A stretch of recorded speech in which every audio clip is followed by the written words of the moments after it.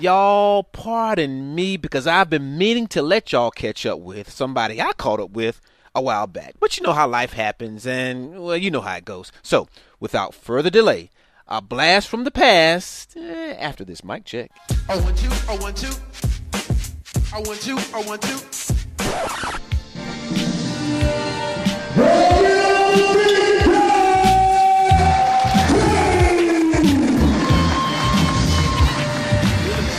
Yes, y'all. I had a chance to catch up with the smooth operator himself, Big Daddy Kane, who, with all of his New York swag, lives in the Raleigh-Durham area of North Carolina. I caught up with Kane before he spoke to some kids at a school in Durham one weekend, and we just kicked it a little bit. You know, you're sort of like a Frankie Beverly Amazing R&B, where you don't have to record anything else to still have that staying power with your audience.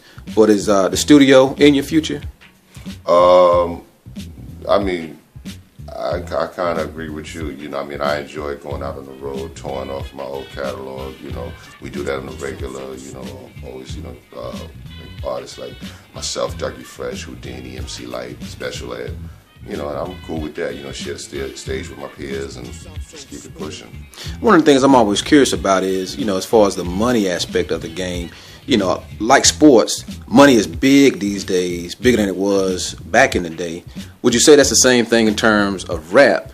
In terms of, did you come along at a time where you kind of missed the big payday? Oh, absolutely. I mean, you know, all the type of money that's out there now, you know, it wasn't in the game back in the late 80s. Nah, you know. But I mean, I experienced the fun of hip hop, you know. I mean, don't get me wrong, I would love to, you know, make some money, you know, these young cats make today. I mean, that's beautiful.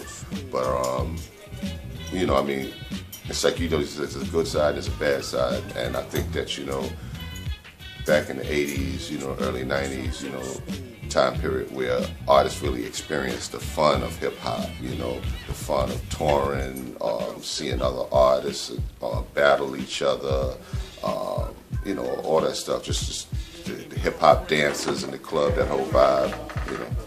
In terms of the fun of hip hop, are you saying you had more creative control back then? Exactly. There was a whole lot more creative control. So many diverse artists. You know, no one really wasn't a whole bunch of people that sound the same. You had a lot of artists that had their own style, their own technique. Artists representing, you know, different areas. Just like, you know, you had Snoop, NWA, all these cats, you know, representing the West Coast. You know, Outkast, Master P. Juvenile, you know, cats representing the South. You know, of course, you know, your New York rappers, you know, Ghetto Boys representing the Midwest, you know, that type of thing. Okay. And Kane, as I wrap it up, man, pardon me if I'm prying too much, but, you know, curious as to, again, back to the money aspect of it. Are you in a situation now where, you know, Kane has to keep grinding, or did the rap game take care of you? Well, I mean, Kane has to keep grinding because that's just in my nature. I don't really know no other way, you know. I'm happy, I'm comfortable, you know, for the simple fact that I'm richer than anybody in the world when it comes to life. I'm rich on life, baby, you know, for real. Big Daddy, I appreciate it. My man. So